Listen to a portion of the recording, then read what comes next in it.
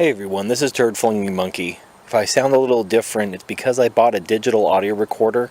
That way I wasn't completely strapped to my computer all the time when I recorded for a video. Right now I'm sitting outside on my porch enjoying the nice weather. It's not too hot, not too cold, so I thought I would sit out here and enjoy the weather while I recorded a video. So I'm going to use a couple terms which are overly used, overly applied, but I can't think of any better words to describe these things. So men have effectively three mating strategies. Just for the sake of argument, I know there's multiple definitions for these words, but just for the sake of this video, I'm going to define them using the words alpha, beta, and cuck. And it makes sense, when you have A, B, C, it's very easy to remember. So the way to differentiate these three is the alpha has high genetic superiority, not necessarily high resources or high paternal care or caregiving, but he has high genetic superiority. He has good genes. And the alpha is going to get laid. Women are going to want to have his babies simply because of his genes. He looks good, he's intelligent, whatever genes he has, women desire to have children with him, if only to have their children share his genes. Now the beta is someone who didn't necessarily win the genetic lottery, but they're intelligent and hardworking enough in order to acquire resources. And they acquire sex and reproductive success that way. So the beta has high resources, not necessarily high genetic superiority, not necessarily high companionship or paternal care, but he has high resources. Now it goes without saying that women desire all three of these things. If there's a man that has good genes, he's good looking, he has resources, and he's a caring person, obviously women are going to go for that overall. But I'm just comparing these three mating strategies on their own. Now the third strategy is the cuck. Now the cuck isn't good looking, he doesn't have good genes, he doesn't have a lot of money, in fact he may be broke, so he's broke and ugly, but he tries to make up for it by being a kind person, being the nice guy. Now cucks are usually friend-zoned, but it doesn't necessarily mean they're completely shut out and they have absolutely no chance. They just have to rely on the woman lowering her standards to their level. Now, as I talked about in a previous video, women consider lowering their standards due to dire straits a form of abuse. If a woman falls on hard times and has to date down to you in order to, have you take care of her, then you're abusing her. It's bullshit, but this is how the cuck achieves success. And the tragedy of the cuck is that it's cucks who have implemented feminism and gynocentrism because they didn't understand how hypergamy works.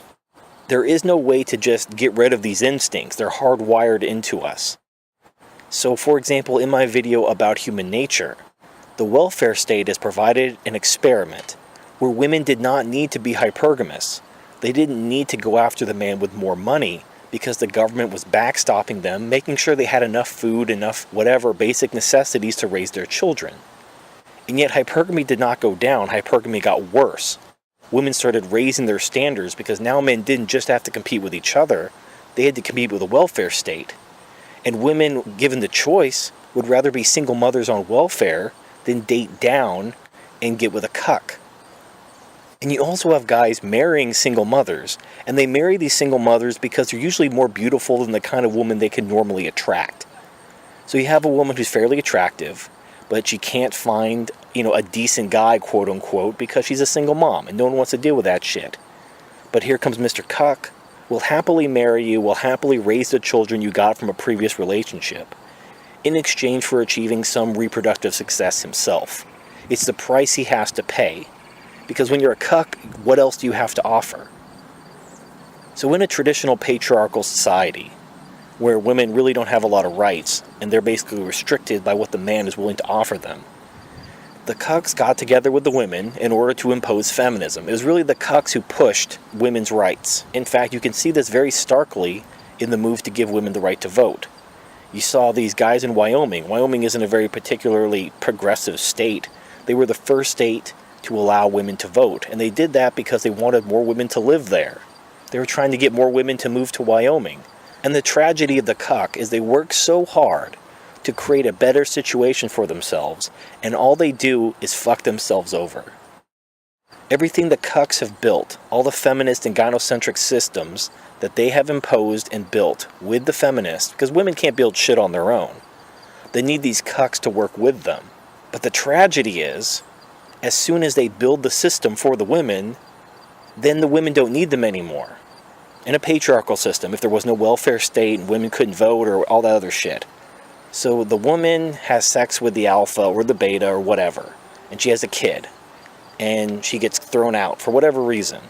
Now she needs to find someone who will help her raise her kid. She's going to have to date a cuck. She's going to have to marry a cuck, because no one else is going to put up with her. No one's going to want to deal with that. So the cuck actually had a shot with the average woman, the average single mom, quote unquote.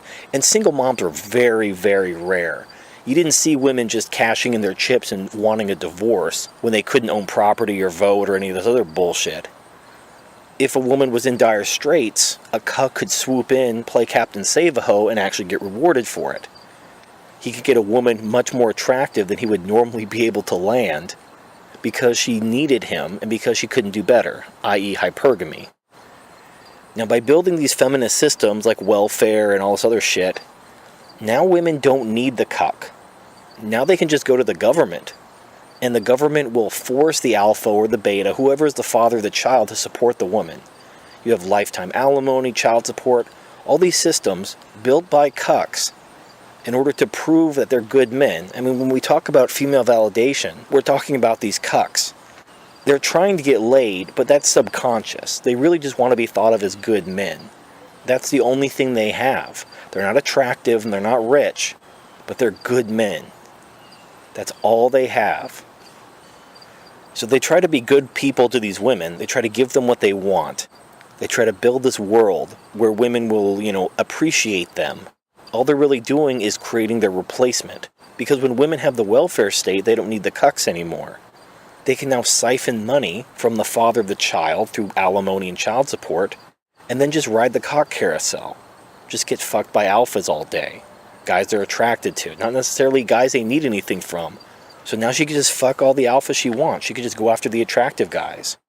But that was the cuck's only way of achieving reproductive success previously. Because they didn't understand hypergamy. They thought that if they built this system, women and cucks, and I've heard this argument almost word for word. I'm going to try to remember exactly how it was phrased. The idea was to build a world where women wouldn't need money and resources and would just get with a guy because he would be a good father. She would have sex and have children with a man because he was a good father. Because now you have this moneyless system or you have this socialist system. So that cuts out the beta's proposition. So now all she has to choose from is looks and, paternal care.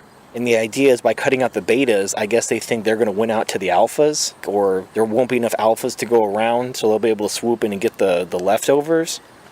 But as we've seen, the women are more than happy to just join some harem of an alpha. You don't understand hypergamy. If you're trying to fight for some system, thinking that women are going to choose you, if they don't need money, that hypergamy is just going to go away. Unfortunately, there is no system where you win. The best case scenario you have is that you can play Captain Save-A-Ho and get some single mom who needs your money or needs you to help her raise her kids. That's your best case scenario. Once you cut that out by building a welfare state and all these other programs, the women don't need you anymore. And now you have nothing. And this is why you see a lot of these men's rights activists and egalitarians are cucks.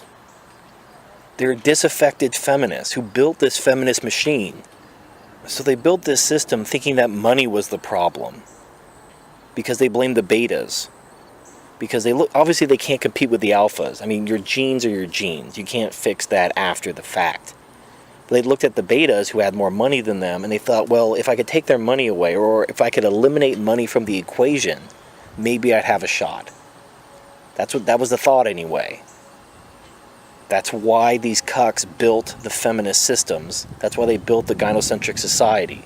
But in the end, they simply priced themselves out of the market. Because now the women don't need the cucks at all. They don't even need the betas at all. They can just all fuck the alphas. And if he's rich, if he has a little bit of money, they'll put him on child support and alimony. If he doesn't have any money, well, they'll get by on welfare.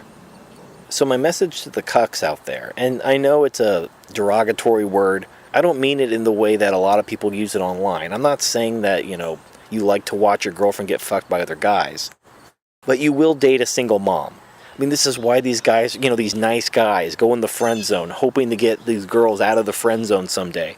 What they're hoping for is something happens to her and she needs somebody. And what that usually entails is she gets pregnant from some alpha and she needs someone to raise the child. And so here comes the cuck, like, oh, now's my chance. Now I can finally get with Heather or Susan or whatever the fuck her name is. I'm going to get out of the friend zone because now she needs someone. You're just waiting for your time to be that cuck. Which is fine. I get it. If you didn't win the genetic lottery and you're just too lazy or stupid to, become wealthy, then that's really your best bet. And I totally understand why you do it. The purpose of this video is to help you understand, hopefully, that your plan is doomed to fail from the beginning. As soon as you get rid of the betas, as soon as you get rid of that competition, you also get rid of yourself. Because women don't give a shit. As soon as they don't need you, they'll turn on you. And you think that they're going to appreciate you, and that because they favor you, because you helped them build this, that they're going to favor you over the alphas. But you don't know women. You don't know female nature. You don't know hypergamy. So just think about that. This is Turd Flinging Monkey. Thank you for watching, and I'll see you next time.